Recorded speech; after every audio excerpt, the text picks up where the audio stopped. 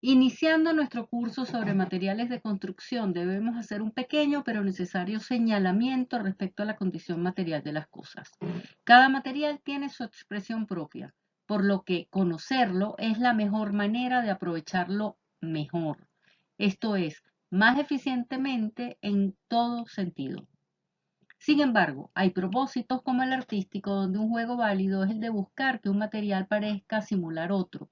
En el ámbito del arte es un propósito válido, pero en el campo de la arquitectura existen condicionantes. Si queremos que algo transmita durabilidad, se utiliza normalmente la piedra. Si por el contrario necesitamos que exprese delicadeza o fragilidad, podemos hacer uso de vidrios, textiles o metales de calibres muy delgados. Cada forma, cada tipo tiene su propio lenguaje y la materialidad de la arquitectura exige que este lenguaje material sea muy bien aprendido. La escultura de la fotografía, por ejemplo, está construida con 168 placas de acero inoxidable soldadas entre sí. Desde el exterior, que está pulido, no se tiene noción de las costuras de estas placas. Se trata de una escultura de 10 por 20 por 13 metros que pesa 98 toneladas. Sin embargo, en la búsqueda del artista se buscó aligerar su forma, convertirla en una nube. Una construcción es el resultado del uso de los materiales de construcción, eso lo sabemos. Lo importante es que aprendamos a utilizar las técnicas que son apropiadas para cada material y para cada proyecto de construcción. Esto requiere indudablemente la ejecución de un proyecto o diseño previo de unos estudios, de una indagación, como ya vimos la clase pasada. En la medida en que sí exista una relación, una interacción mucho más global, mucho más integrada de estos factores, se logra tener un mejor acabado, un mejor resultado en el proyecto que vamos a implementar. Es necesario combinar sabiamente estos aspectos de la triada vitruviana que hemos venido conversando de manera tal de lograr desarrollar buena arquitectura. A partir de entender esta gran lección de Vitruvio acerca de lo que es la arquitectura, debemos también comprender que la arquitectura por sí sola no tiene sentido a menos de que satisfaga múltiples requisitos. Eh, no solamente es la función espacial del habitar, la estética de la edificación, sino la funcionalidad de los diferentes componentes del sistema edificado, las fachadas con el sistema estructural, cómo ese sistema estructural se vincula con la distribución de cargas a nivel de suelo, cómo recibe el asoleamiento, las fachadas y la cubierta, cómo se transfiere esa energía o ese asoleamiento al interior de la edificación y cómo responden los diferentes elementos del sistema a las condiciones del contexto que tiene que ver con el uso de la edificación, con el tipo de usuarios a los cuales está determinado, pero también con la orientación que tiene el edificio, también con el tipo de vida útil que tiene cada uno de los componentes, entre otras consideraciones.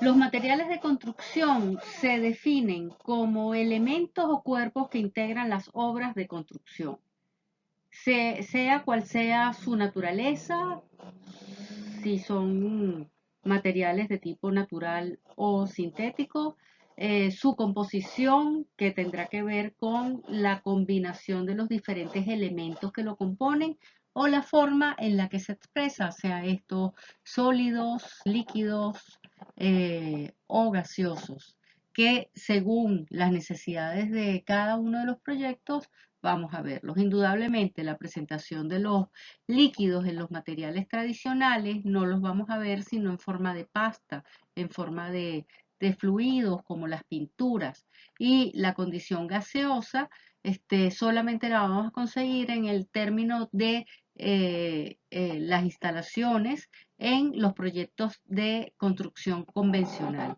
Sin embargo, en los proyectos de construcción con materiales más contemporáneos, ya iremos viendo cómo esta diferente expresión formal de los materiales puede irse modificando en función de los requerimientos. La ingeniería de los materiales entonces se dedica a entender cómo responden los diferentes materiales sólidos a las fuerzas externas que están implícitas en el medio ambiente. Los materiales sólidos, que son los que en términos macroscópicos nosotros reconocemos, responden a esas fuerzas con una fuerza contraria, es lo que se denomina la ley de acción y reacción o tercera ley de Newton. Cuando esta fuerza es vencida, se excede el límite de la resistencia del material y comienza a haber una deformación. Esto, digamos, es en términos simplificados lo que sucede cuando se produce una fuerza sobre un material. La disciplina que se encarga del estudio de los materiales se denomina ciencias o ingenierías de los materiales. En términos específicos, para el desarrollo o el estudio de las características y propiedades de los materiales en una escala macroscópica, la ciencia de los materiales se dedica a caracterizar la estructura atómica y la manera como se desarrollan los enlaces entre los átomos de un material, si se tratan de sólidos cristalinos o sólidos amorfos, las imperfecciones que puedan existir en estas estructuras cristalinas, que ya las veremos más adelante, los procesos a través de los cuales se difunden los átomos de los materiales, las propiedades, las características, como hemos dicho, los mecanismos a través de los cuales se endurece o se consolida el material, la capacidad de respuesta mecánica, determinar las fases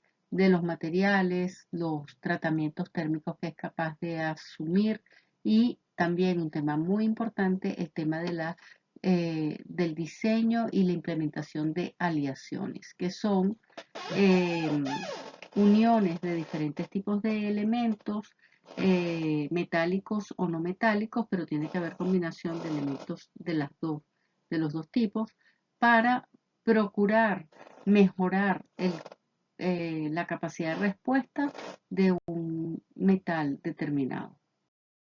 Para facilitar el estudio de los materiales, indudablemente hay que hacer en primer lugar una clasificación, y la más básica de estas clasificaciones nos permite determinar los materiales o organizar los materiales por su origen, o sea, si son materiales que provienen de la naturaleza o si son materiales que provienen de procesos de transformación.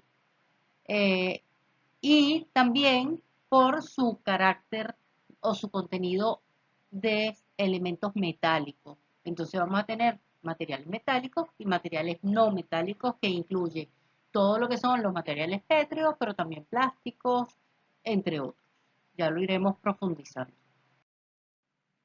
Poniendo foco en el origen, se desglosa un abanico de posibilidades en términos de materiales, pero uno de los aspectos a resaltar en esta forma de clasificar los materiales es comprender cuáles de estos materiales han sido desarrollados por el hombre de manera sintética o artificiosa, cuáles se encuentran en la naturaleza y cómo se clasifican los materiales según sus propiedades, si están desarrollados a través de combinaciones o aleaciones u otro tipo de procesos. En esta gráfica pueden dar cuenta, digamos, de la diversidad de ese abanico que se nos abre este tipo de disciplinas.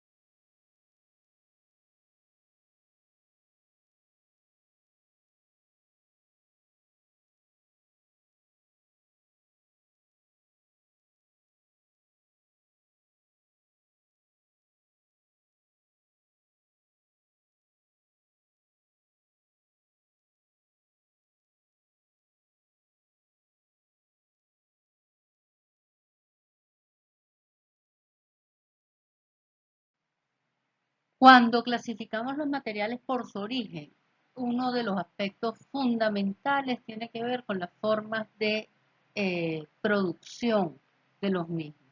Porque en el caso de los materiales naturales se encuentran en la naturaleza y la producción es a través de industrias extractivas, tipo la minería.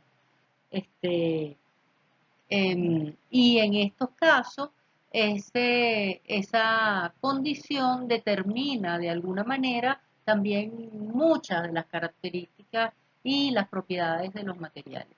En el caso de los materiales sintéticos o artificiales, muchas veces, aunque eh, se derivan de manera secundaria mediante transformación de materias primas, obtenidos en industrias de extracción primaria, lo normal es que se tengan que someter a procesos de transformación para poder obtener diferentes formas de presentación.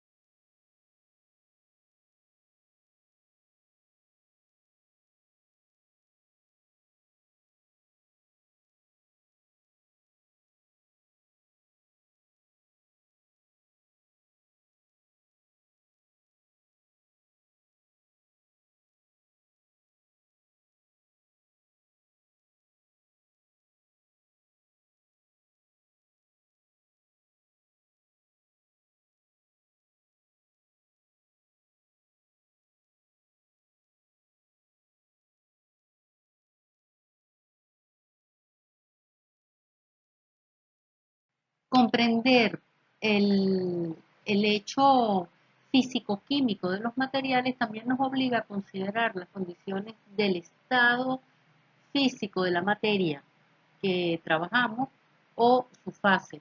Porque en la industria de la construcción muchos de estos materiales se utilizan en una fase determinada para terminar de generar la conformación del material en el sitio. O en ocasiones ya directamente tenemos el producto obtenido en su fase terminal. ¿Qué es lo que quiere decir esto? Simplemente el lograr tener el material en equilibrio, de manera tal de poder instalarlo en la obra en una condición que pueda responder adecuadamente a los requerimientos. O sea, esta condición, un material que tenga una fase o que esté en una fase de no equilibrio o una fase de transformación, va a generar indudablemente unos cambios en el sistema edificado que no nos conviene tener. Entonces, tenemos que comprender que en la edificación muchos materiales se aplican en los diferentes estados de la materia, pero su intención es generar o conseguir el estado definitivo o propiciar el estado definitivo de manera tal de que al ser instalado en la edificación produzca la estabilidad que se requiere. Cuando nos introducimos en el mundo de la construcción, entendemos que nuestros recursos fundamentales, los materiales de construcción, son productos que tienen una composición química determinada. Entonces entendamos un poco de qué se trata esta situación. Nuestro material puede ser, o la base del material, la materia prima que lo constituye, puede tener dos presentaciones, digámoslo de esa manera. O bien son sustancias o bien son mezclas.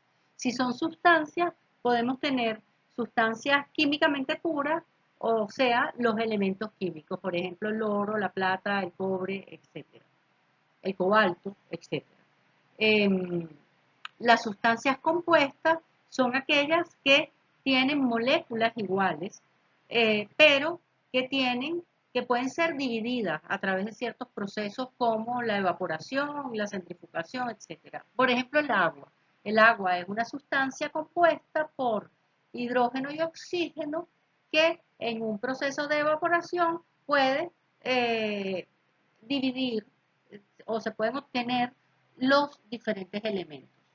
En el caso de las mezclas, es importante comprender que estas combinaciones nos generan productos que son homogéneos, que son los que tienen la misma composición química e iguales propiedades en todos sus puntos y que los vamos a encontrar en una sola fase que puede ser sólido, líquido o gaseoso.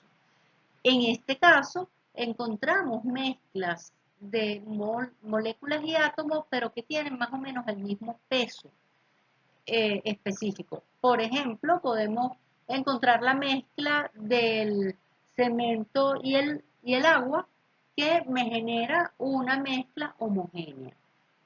A diferencia de la mezcla del concreto, que tiene moléculas y átomos diferentes y que me va a generar estructuras de diferente peso. Entonces, en el caso del concreto, de la mezcla de concreto, tenemos mezclas heterogéneas porque las moléculas más densas, más pesadas, van a tender a generar unas situaciones de peso, de distribución de peso diferente en el producto. Por la forma de la estructura, y cuando hablamos de la forma de la estructura estamos hablando de la forma de la estructura en diferentes escalas, pero fundamentalmente en una escala micro o nanoscópica. La estructura micro o nanoscópica la vamos a identificar en los diferentes materiales que vamos a tener. Pueden ser estructuras cristalinas cuando estamos hablando de materiales metálicos o materiales cerámicos o vítreos. Puede ser estructura atómica o subatómica cuando estamos hablando de polímeros, metales, fibras, maderas o materiales ya industrializados. Pueden ser materiales de varias fases, tales como ciertos tipos de metales y polímeros y también algunos materiales industriales. O granulares cuando se tratan de materiales de polímeros industriales que se pasan por un proceso de transformación para su implementación como un material ya corpóreo. Este tipo de clasificación se utiliza fundamentalmente a nivel de básico en industrias y laboratorios, de manera tal de eh, darnos cuenta de diferentes tipos de escala de utilización. Por sus propiedades, y este es un aspecto muy importante, los materiales también tienen una clasificación que se refiere a la forma como cada uno de los materiales tiene un comportamiento potencial ante unos estímulos determinados. Las propiedades, en consecuencia, de un material las podemos definir como las características o el conjunto de características que hacen que un material determinado en función de su origen o de su configuración se comporte ante un estímulo externo como la luz, el calor, la electricidad, la fuerza o los requerimientos mecánicos, el medio ambiente o la interacción con otros materiales. Por ejemplo, en el caso de la madera, sabemos que se obtienen a través de los árboles y esta forma de obtención de alguna manera ya determina las propiedades que este material en potencia tiene que tener. En principio, estos materiales no conducen calor ni electricidad, son fáciles de trabajar, o sea, tienen trabajabilidad, etcétera. Se aplican en muchas cosas, en muebles, cartón, fabricación de barcos, fabricación de carpinterías metálicas, estructuras, etcétera. Los metales, que pueden ser férricos o no férricos, son minerales que se extraen a través de industrias extractivas, tienen excelentes condiciones de conductividad térmica y eléctrica, son dúctiles y maleables y se utilizan para la fabricación de infinidad de objetos, desde objetos de vida cotidiana, como los cubiertos de una cocina, hasta estructuras de gran escala en edificaciones. Los plásticos se obtienen en principio a partir del petróleo. Han habido últimamente otras formas por las exigencias de la industria de hacer materiales mucho más sustentables. Entonces, estamos hablando de utilización de reciclaje, de plásticos reciclados, que pueden ser reciclados, o de otras fuentes de materia prima, tales como el etanol. Incluso a partir de materia prima natural, como las sabias de los árboles, las cuales a partir de procesos de síntesis pueden reproducir tipos de plástico que se están desarrollando en la actualidad.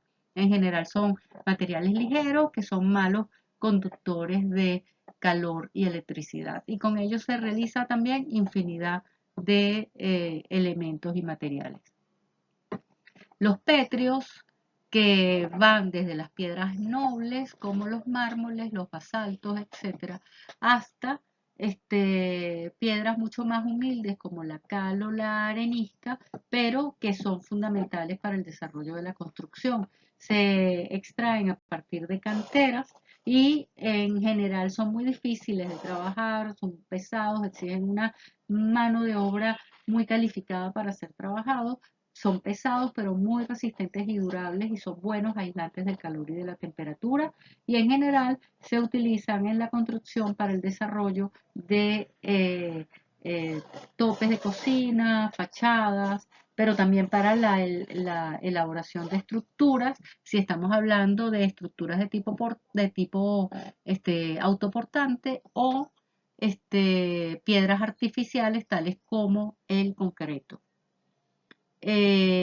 También tenemos entre los cerámicos entre los pétreos una derivación que son los materiales cerámicos, que incluyen cerámicas y vidrios, que se desarrollan ya en procesos eh, in- industriales o semi-industriales en su origen a partir de arcillas y arenas. En términos generales son duros pero de rotura frágil, o sea que son unos materiales que son capaces de obtener, de resistir altos niveles de tener altos niveles de resistencia, pero en el momento que llegan a su resistencia tope, se quiebran fácilmente. En el caso del vidrio, son materiales transparentes o translúcidos. En el caso de los materiales cerámicos convencionales a base de arcilla, estamos hablando de materiales opacos. Y los textiles en general, los naturales pueden ser algodones, lanas, etcétera, o los sintéticos, el nylon, el poliéster, entre otros. Estos materiales se pueden hilar y se pueden tejer para constituir mantos o mats mucho más trabajables y flexibles y bastante resistentes. Existe indudablemente una clasificación de los materiales. Esta clasificación básicamente considera las características que necesitamos analizar para proponer una forma de construcción. En términos de esto, los materiales se pueden clasificar, digamos, de la manera más genérica por su origen, si son estos orgánicos o inorgánicos, siendo los materiales orgánicos los que provienen de estructuras que provienen de sistemas que tienen presencia de carbono, o inorgánicos si no tienen presencia de carbono. En cuanto a la textura, tenemos materiales lisos o materiales rugosos. Por ejemplo, una piedra puede ser un material liso, en tanto que una madera puede ser un material rugoso. En cuanto a la resistencia, tenemos materiales frágiles cuando tienen roturas eh, como muy manifiestas, muy inmediatas, o dúctiles si son capaces de absorber el esfuerzo y tolerar por más tiempo los esfuerzos aplicados sobre el material. En cuanto a la durabilidad, hay materiales que son muy durables, como por ejemplo el concreto armado, o por el contrario, son materiales muy perecederos, como pueden ser las fibras naturales. En cuanto a las presentaciones comerciales, vamos a tener que hay materiales que los vamos a comprar en forma de perfiles, de baldosas, de envoltos o paquetes, en forma de mampuestos, o sea, de piezas que pueden ser manipuladas por una sola persona, en forma de láminas, galones, etc. Esta clasificación nos da cuenta efectivamente de una primera manera a cómo nos aproximamos a los materiales, y nos define de entrada nos define o nos prefigura una manera de ser utilizados. Por lo tanto, hablamos de que las características de los materiales se refieren a aquellas propiedades físicas que pueden ser medibles y observables sin alterar la identidad del material o de la sustancia. Estos atributos usualmente son la densidad del material, el color, si conducen o no el calor o la electricidad, la temperatura a la que funden, o la temperatura a la que pueden generar una cierta dilatación por efecto de las variaciones de temperatura. Para entender los materiales es preciso que ustedes puedan aprender a diferenciar eh, lo que es las características de los materiales de las propiedades de los materiales. Las características de los materiales son aspectos que, digamos, son propios de un material determinado. Son también llamadas propiedades físicas, y estas son manifiestas incluso si no existe ningún tipo de requerimiento externo sobre el material. Sin embargo, las propiedades son aquellos aspectos que son inherentes al material, son intrínsecos al propio material, pero se van a potenciar o se van a manifestar de una manera evidente a partir de la interacción con un estímulo determinado. Por ejemplo, la resistencia es un valor eh, que está ahí latente y en el momento que el material es requerido por una fuerza externa, por ejemplo, una tracción, entonces el material va a reaccionar íntegramente en función de esa reacción, de ese requerimiento que está dándose de forma puntual en el exterior del material. Puede ser puntual o puede ser también de forma continua, si es que se trata de un material instalado en una edificación que tiene que estar soportando una carga permanentemente. Sin embargo, la dureza es una característica del material.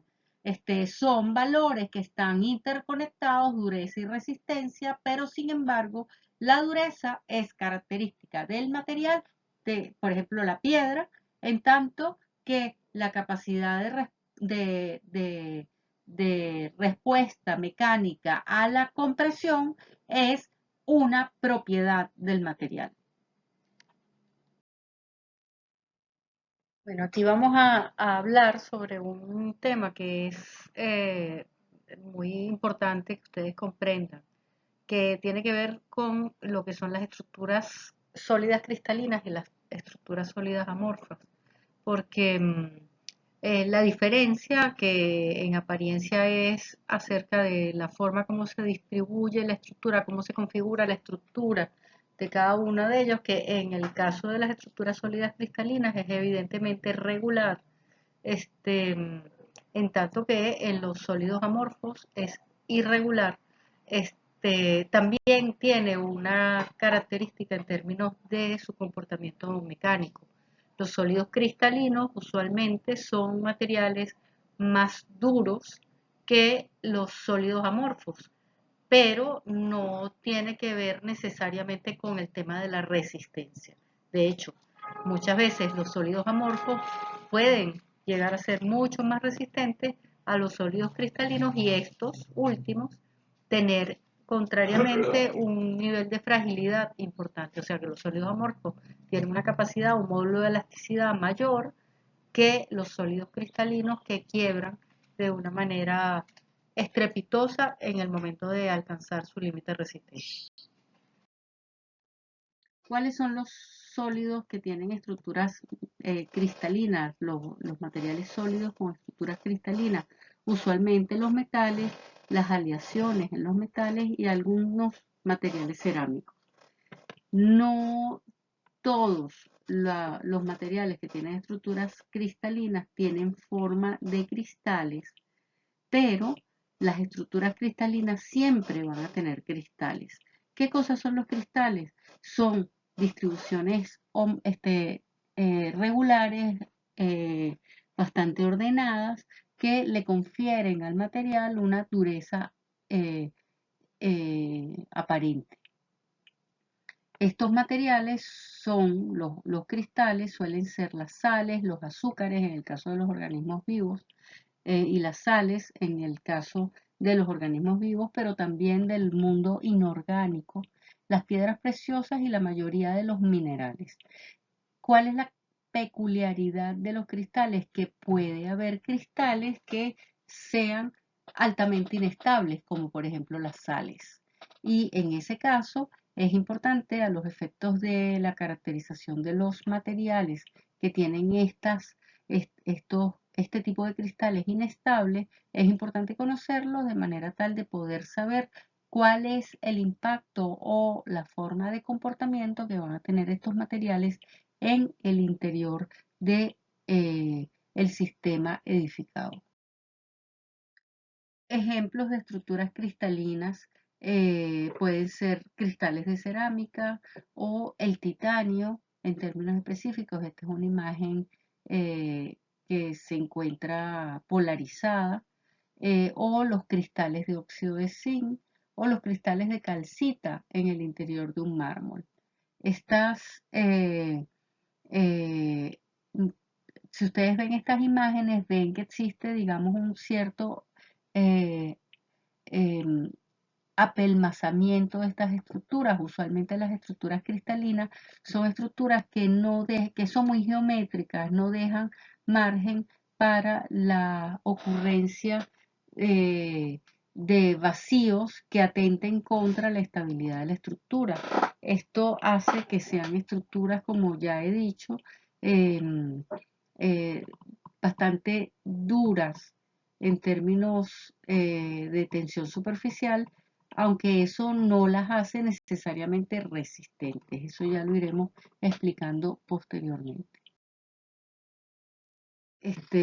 Otra peculiaridad de los materiales que tienen desde el punto de vista químico es que un material puede ser similar desde el punto de vista químico, pero muy diferente desde el punto de vista molecular. Un ejemplo interesante es el cuarzo o el cristal. Que el cuarzo saben que se denomina cristal de roca y el cristal artificial es una configuración de óxido y sílice que es exactamente la misma del cristal de roca. Desde el punto de vista aparente, eh, entre el cristal y el vidrio hay unas similitudes. Ambos tipos de materiales son translúcidos, permiten el paso de la reflexión de la luz, eh, pero en términos estructurales, y eso es debido a la forma como se configuran las moléculas, que ya lo he explicado en diapositivas anteriores, el vidrio es bastante menos resistente por ser una estructura amorfa a lo que es el cristal de roca o el cristal artificial. Eh, Haciendo un breve resumen, tenemos este cuadro nos condensa los diferentes tipos de propiedades de los materiales, desde el punto de vista físico-químico, mecánico, tecnológico, sensorial y ecológico. Lo siguiente que es importante conocer en términos de las propiedades son las propiedades mecánicas, que son aquellas que permiten a los materiales responder a requerimientos externos en cuanto a su demanda resistente, a resistir a un esfuerzo externo determinado. Este, los esfuerzos fundamentales a resistir son el esfuerzo de tracción y de compresión. Sin embargo, existen otros aspectos asociados a esta capacidad de responder eficientemente a esos requerimientos de fuerza externos. Por ejemplo, la tenacidad es la capacidad que tienen los materiales de absorber el esfuerzo de una manera importante antes de romperse. Tenacidad tienen, por ejemplo, los aceros. La fragilidad es, en cambio, la capacidad que tienen los materiales de no responder o la incapacidad que tienen los materiales de, de responder eficazmente a los requerimientos particulares. Esto es cuando tienen roturas frágiles, es que quiere decir que alcanzan su nivel resistente e inmediatamente colapsan los materiales. Esto nos lleva, digamos, a considerar lo que es la elasticidad como una propiedad importante de los cuerpos sólidos, ya que la elasticidad es la capacidad que tienen los materiales de absorber el esfuerzo o el requerimiento de fuerza que viene desde el exterior, y una vez que ese esfuerzo ha desaparecido, pues el material vuelve a su forma inicial u originaria. La resiliencia es la capacidad de captar una gran cantidad de energía antes de eh, responder o antes de tener un comportamiento determinado. La resiliencia es la capacidad entonces de resistir a un material, pero sobre todo de poder recuperarse rápidamente del efecto de esa energía potencial que el material está requiriendo. La plasticidad es la capacidad que tienen los materiales de estirarse, pero no recuperan su forma originaria. Y la isotropía y la anisotropía tienen que ver con esa capacidad o esa propiedad de la elasticidad. La isotropía es la capacidad que tiene el material de comportarse en la misma magnitud en cualquier eh, em, sentido o en cualquier medida, sea cual sea la dirección en la cual el requerimiento se está produciendo. En cambio, la anisotropía es la em, dificultad que tiene el material de responder de esa manera. Más bien responde en una sola dirección, no es capaz de responder en cualquier dirección en la cual se produce el requerimiento. También tenemos las propiedades químicas, básicamente eh, definidas a partir de la composición química, que es la forma como tienen los elementos de combinarse entre sí. Y esa propiedad, esa capacidad de combinarse entre sí permite desarrollar las características o algunas de las características y propiedades de los materiales. Por otra parte, la estabilidad química tiene que ver con la capacidad que tienen los materiales de mantener el orden en el interior del material. Y existe, digamos, la tendencia a que en la medida, porque esto es una propiedad o esto es una propiedad que tiene que ver con las leyes de la termodinámica, en la medida en que los materiales se calientan, usualmente tienden a volverse, a, a volverse entrópicos, a tener entropía entre sí. ¿Qué significa la entropía? Que en la medida en que el material se va calentando, se va produciendo el desorden, se tiende al desorden. En consecuencia, materiales estables químicamente son aquellos que tienen la capacidad de mantenerse estables pese a el incremento de la temperatura ocasionado por los agentes agresivos que vienen del exterior. Este, esos son, digamos, capacidades que es importante. También tenemos diferentes tipos de propiedades químicas. Todo lo que tiene que ver con la capacidad de electroquímica o la capacidad de respuesta electroquímica del material, o sea, de atraer o de liberar electrones y protones dentro de un mismo átomo, este, se refiere a propiedades químicas. También la capacidad que tienen de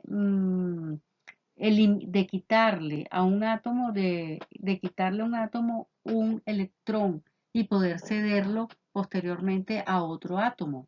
El pH o la concentración de iones y cationes, que son los que permiten definir las sustancias ácidas o alcalinas. La capacidad de reaccionar químicamente o la capacidad de absorber calor de combustión o de ser tóxicos, tener estabilidad química, ser inflamables o, o la capacidad de algunos metales de reducirse o de oxidarse. Cuando los metales se reducen es que ceden moléculas de oxígeno al ambiente y en ese momento se produce lo que se llama una reducción. Cuando se produce una oxidación es porque el material es capaz de tomar moléculas de oxígeno del medio ambiente y se produce una capa protectora sobre los materiales de óxido. Otras propiedades, las propiedades eléctricas, magnéticas, térmicas, que tienen que ver fundamentalmente con el potencial de energía que estos materiales son capaces o que los materiales pueden ser capaces de desarrollar. Las propiedades físicas absolutas o características tienen que ver con la manera como yo lo reconozco al tacto.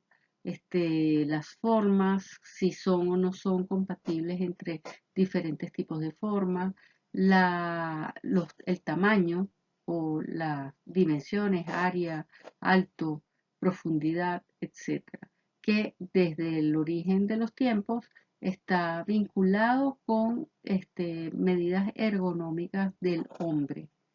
Em, También nos permite eh, coordinar el, el proceso de dimensionar estos materiales a través de diferentes tipos de productos y elementos constructivos. También nos permite desarrollar la industria de la producción racionalizada de los materiales. Entre estas propiedades físicas absolutas también tenemos la textura, que la textura va a definirse en términos de si el material tiene muchos poros o son poros muy grandes, se van a llamar alveolar por, digamos, alusión a los alveolos. Si es una estructura muy compacta, va a tender a ser una estructura cristalina.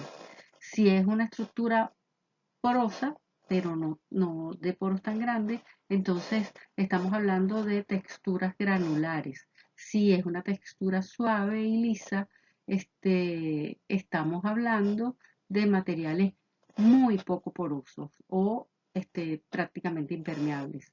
Y si hablamos de un tacto vítreo, cuando el tacto es liso y frío, entonces tiene una característica de no tener absolutamente ningún tipo de porosidad. Desde el punto de vista de su reconocimiento visual, podemos encontrar diferentes tipos de características como el color, el brillo, la forma como se organizan las partículas en el material. También tenemos la forma de los materiales en términos de volumen, alto, largo, ancho, profundidad, superficie, etcétera. También podemos describir la topografía o el relieve, si existe o no existe porosidad y si esta porosidad es lo suficientemente grande como para permitir la permeabilidad por absorción del agua, o sea, cuando está en contacto directo con el agua que absorbe, el material absorbe el agua o la succiona, o si son poros muy pequeños y no están en contacto con el agua y se produce un proceso de absorción con D, que significa la permeabilidad al vapor del agua. El volumen también es un aspecto fundamental en términos de el tamaño del sólido que ocupa en el espacio, lo cual nos va a dar relación posteriormente a todo lo que tiene que ver con la definición del peso y del área de estos materiales. Eh, este último aspecto nos define efectivamente las relaciones que existen entre masa y volumen para determinar la densidad o entre peso y volumen para determinar el peso específico. Este, en términos de la densidad neta, esta se determina a partir de la presencia de la porosidad o de la compacidad del. En términos específicos, las propiedades físicas más importantes o características más importantes van a venir a ser el peso del material, la porosidad, la compacidad, si tiene o no higroscopicidad, que es la capacidad que tienen los materiales de absorber el agua, o si es permeable, o sea, si deja pasar el agua o los líquidos, o impermeable, que es lo contrario de la permeabilidad. Si permite organizar de una manera uniforme u homogénea la estructura molecular o no. A modo de cierre de esta primera lección que nos corresponde en este curso, he querido hacer esta reflexión que tiene que ver un poco con la diferencia, establecer claramente la diferencia entre lo que es construir y hacer arquitectura. Lamentablemente nosotros vivimos en un entorno, en un país donde se construye bastante mal y tenemos que tener conciencia del asunto porque es el primer paso para lograr hacer buena arquitectura. Tenemos que aprender a escoger bien los materiales y los productos para poder construir adecuadamente. Asimismo, enseñar a nuestro personal para el desarrollo de una mano de obra que pueda trabajar estos materiales de la manera más adecuada. El objetivo, en definitiva, es generar una visión sistémica que permita acoplar estos materiales de una manera sinérgica. Para poder construir adecuadamente, tenemos dos opciones, o sea, yo no veo sino dos opciones que podemos implementar. La primera es lograr que materiales diferentes que están en diferentes sistemas trabajen armónicamente y traben de manera solidaria. Además de que el resultado sea bello, o sea, que haya una compatibilidad formal en la espacialidad que yo estoy generando, o sea, que se cumpla con el principio de Venustas de Vitruvio. También hay que lograr una compatibilidad física en términos físicos, en términos de todo lo que tiene que ver con las tensiones y las fuerzas que están interactuando en la edificación, y química porque en el roce entre los materiales hemos visto que se producen una serie de respuestas que no las vemos a simple vista, pero que contribuyen con el deterioro del edificio. La otra opción es la de independizar o aislar cada uno de los materiales vecinos, circunvecinos. Y si esta es la opción que se escoge, el diseño y los tratamientos de juntas entre cada uno de los materiales o sistemas de familias de materiales es decisivo para el buen funcionamiento del edificio. Eso es una decisión ya de diseñador y ustedes la tomarán en su momento. Pero debemos recordar que construcción no es arquitectura.